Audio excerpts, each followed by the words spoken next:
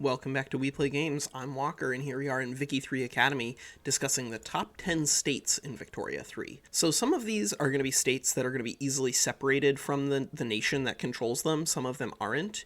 And so some of these are going to be things where, like, oh, I could conquer that state and then get a lot of extra power, and some of them are, if you're playing the nation that starts with this, lean into your strengths. And we'll discuss the nature of why the territory itself is strong. So we're going to begin with number 10, the state Ural. So Ural is one of these states within Russia. Russia has an awful lot of B+ land, a lot of land that has access to the Russian taiga forest, which is a logging industry throughput. Throughput means that you consume more of the base goods and then spit out more of the other goods. So if you're using a throughput bonus on your logging camps, you're going to consume more tools because of the throughput bonus, but you're also going to make more wood. And so throughput bonuses are sort of a way to just like add extra size on top of the current production without using any extra construction points. You end up with more resources moving around. But not all of them are created equal, and this one in Ural is insane. The thing that holds this state back is the thing that also pushes it forward.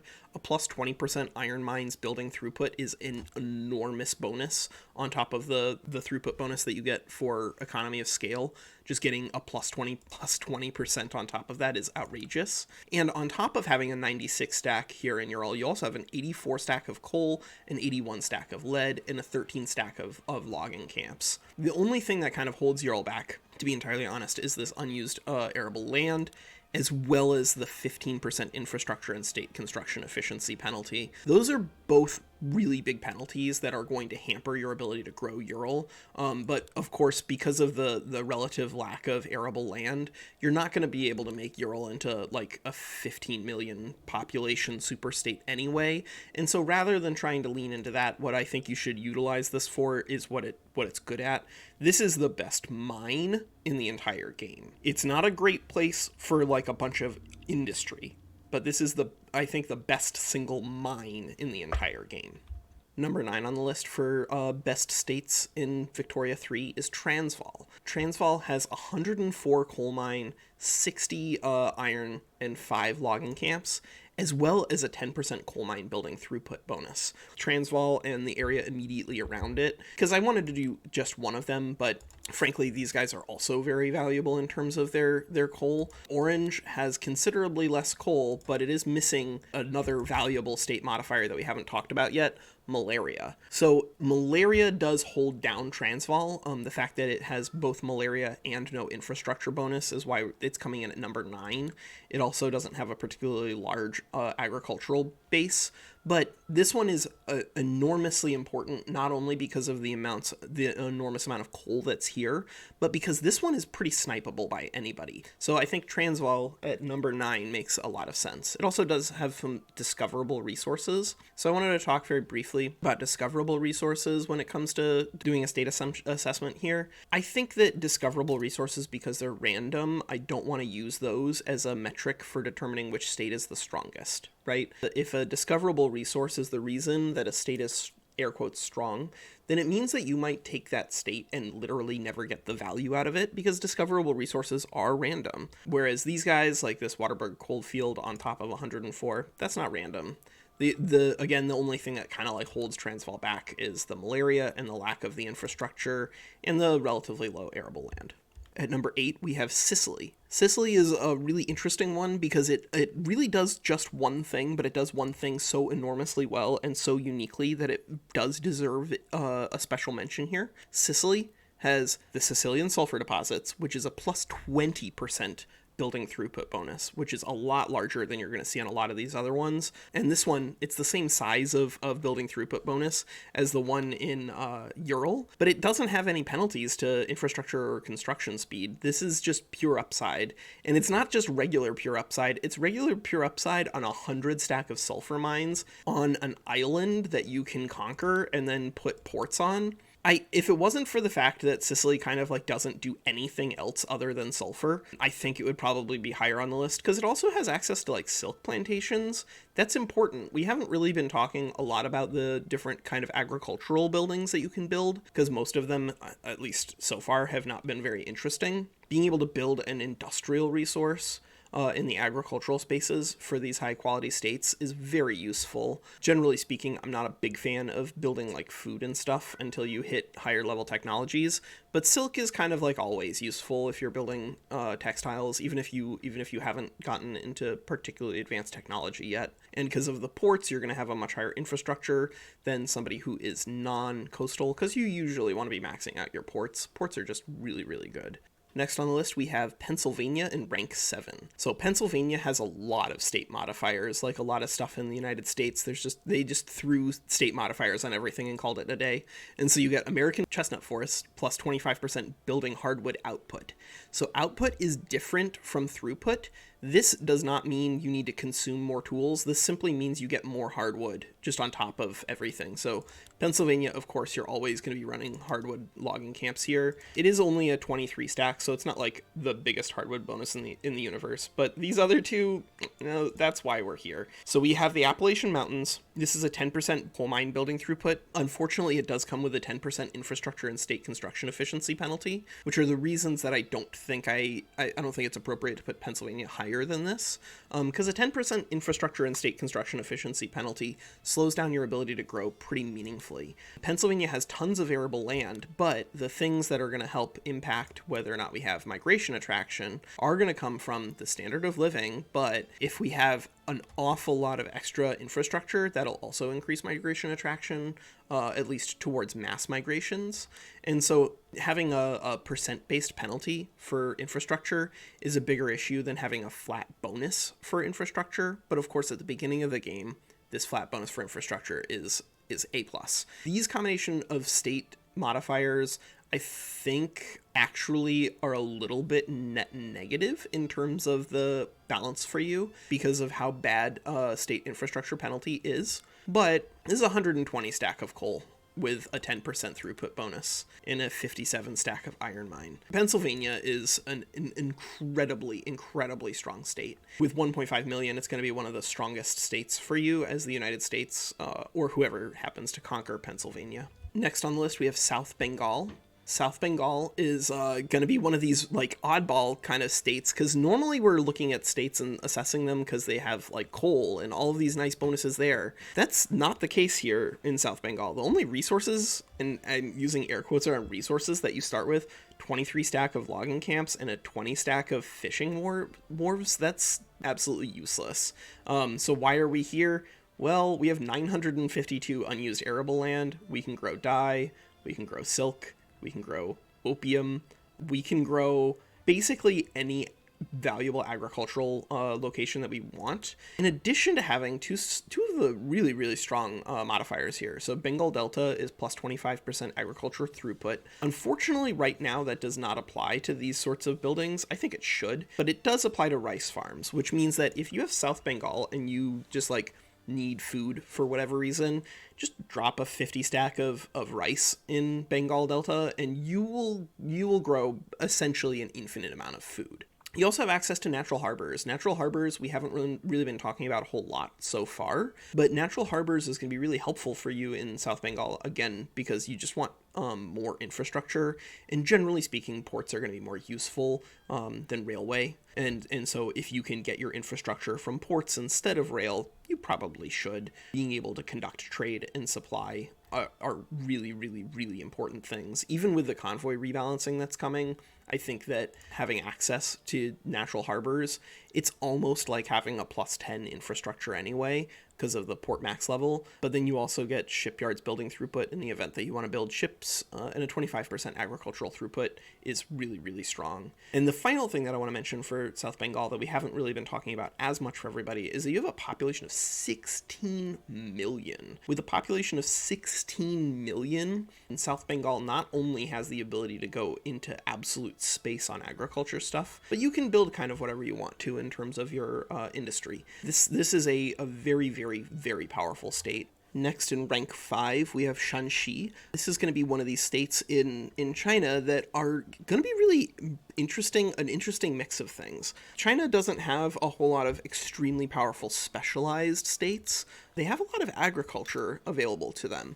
That's the biggest benefit that China has in terms of their state bonuses. And that is going to remain true here. Shanxi has this lowest plateau, a 15% agriculture throughput bonus, which is okay, but because it currently doesn't apply to the industrial or cash cropping, just the food, plus 21% throughput down here on the wheat farm, and plus 2% down here on the tea plantation. But you do have a flat 15% infrastructure bonus, an enormous population, and 116 coal, 96 iron, 48 sulfur, 7 logging camps.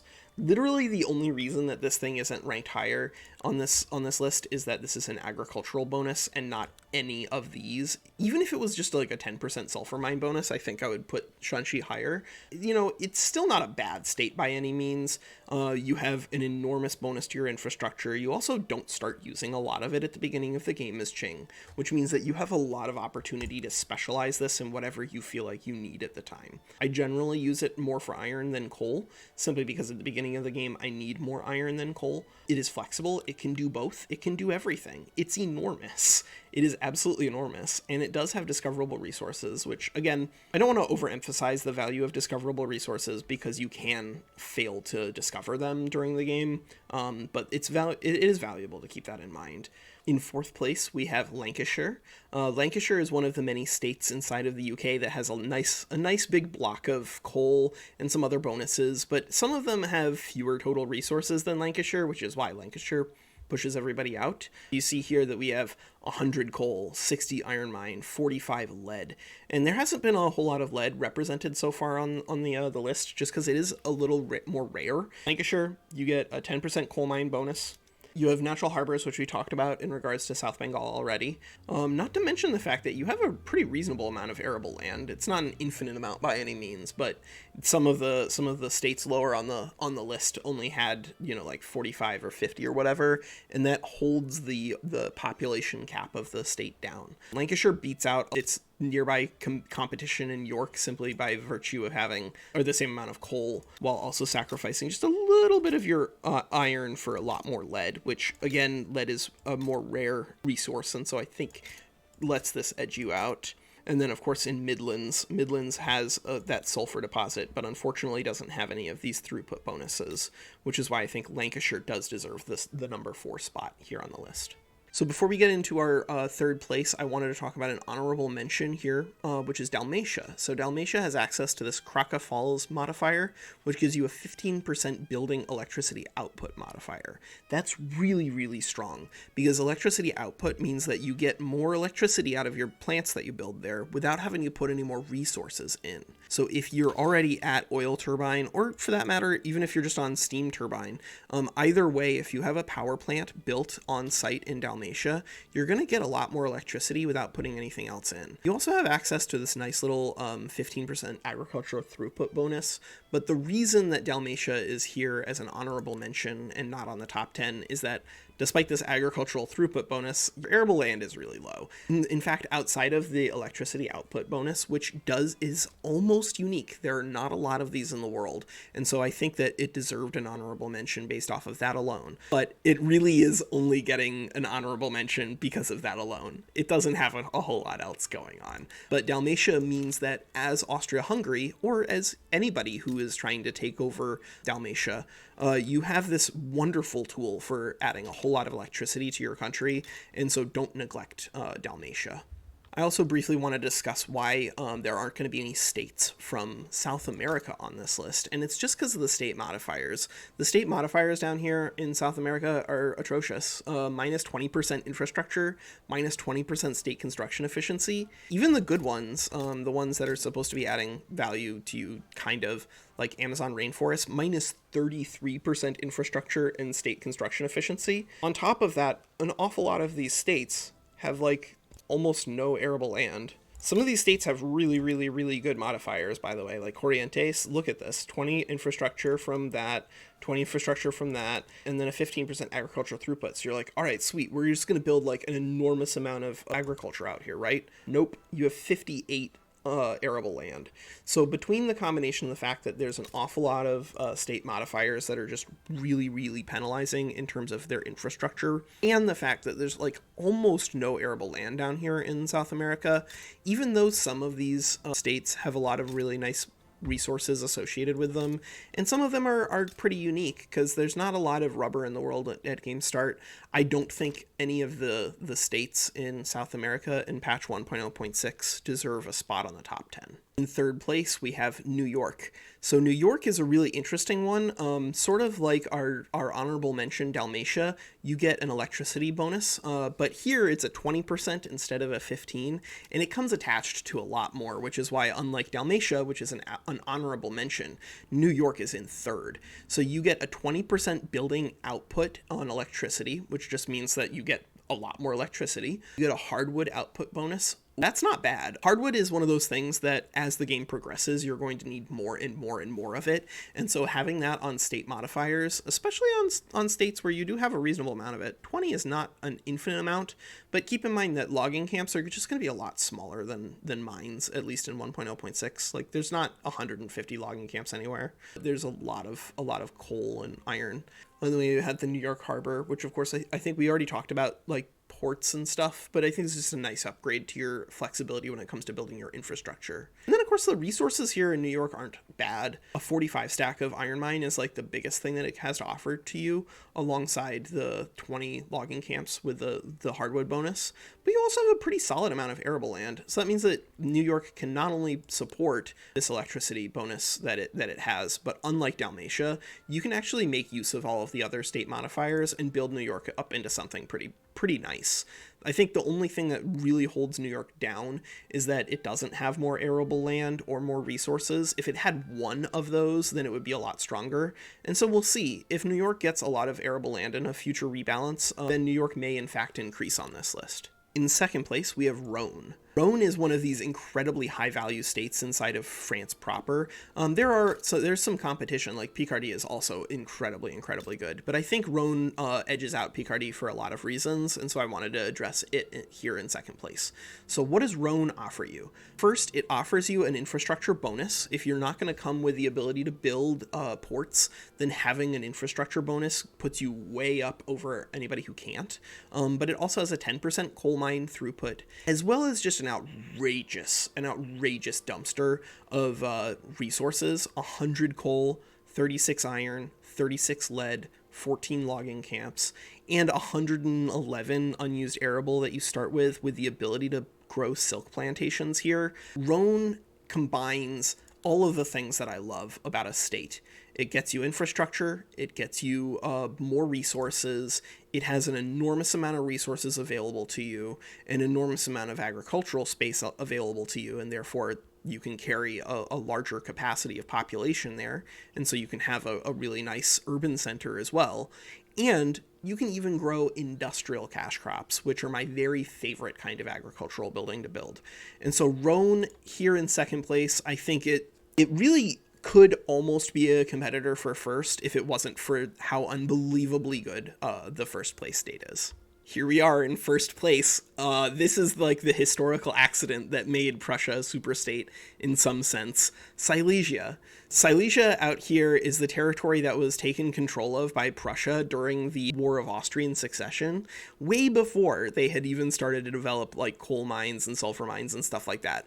No one knew that they were fighting a war for probably one of the best, if not the best, real estate in the entire world, especially in Victoria 3, but oh boy were they. Because Silesia, look at this. You have a 15 infrastructure flat bonus, which I think, if you're not going to have ports, then having a flat infrastructure bonus is the way to go. 10% coal mine building throughput means that, of course, your coal mines are going to be outrageously valuable, but oh my god. You can have almost an entire empire, especially a medium-sized empire, operate on the resources out of Silesia alone, right? 120 coal, 60 iron mine, 54 lead, 40 sulfur. You even get 14 logging camps for your trouble, and 124 arable land. This is the best, I believe, the best state in the entire game right now. And so if you are Prussia, defend it with your life. If you're Austria, you probably want to reclaim this, because it is way too good for you to just let that pass off into night. All right, that's the top 10 states here in the Vicky 3 Academy. There are some states that I didn't discuss because they get some bonuses, like the ability to build Big Ben here in home counties, or the ability to build the Eiffel Tower in Paris. I think there are some powerful states that we didn't discuss, but honestly, some of them are not top 10 material. Paris has no resources. It also starts with relatively low population, and its nicest bonus is an agricultural throughput bonus. That's not enough. I don't really value Paris that much. In home counties, for that matter, you have 40 coal. That's okay. Good soil, 10% agriculture. The biggest thing going for London, of course, is the Docklands, as well as Big Ben with its throughput bonus. So it probably deserved an honorable mention too. The fact of the matter is that there's some really good states in Victoria 3, and so I would encourage you to just go out, pick them up for yourself, and see how they feel for you as an imperial bottleneck. All right, that's Walker. Take care.